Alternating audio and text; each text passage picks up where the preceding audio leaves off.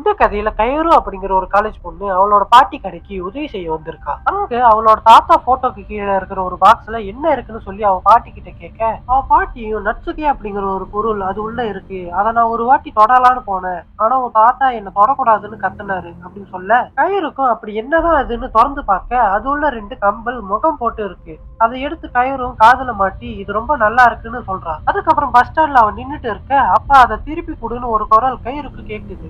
ஆனா அங்க இருக்கிற யாருமே அதை சொல்லல. அன்னைக்கு நைட் கயிறு நடந்து வர வழியில திரும்பவும் அதை திருப்பி கொடுன்னு குரல் கேக்குது. அது அவளுக்கு பக்கத்துல இருக்கிற 2 பேர் தான் சொல்ற மாதிரியும் அண்ட் அந்த 2 பேர் கயிறுவே பார்த்துட்டு இருக்கிற மாதிரியும் தெரியுது. இவன் நடந்து போக போக அவங்களும் கூடயே வராங்க. கயிறும் நாம இந்த வழியா போவோம்னு பக்கத்துல இருக்கிற ஒரு சந்து வழியா போய் வீடு பின்னாடி ஒளிஞ்சுக்கிறான். அங்க வந்து பஸ்ஸும் கிளம்புது. அவ பின்னாடி வந்த ஆட்களையும் காணும். ஒருவேளை அவங்க பஸ்ஸை பிடிக்கலான்னு தான் வந்திருப்பாங்க.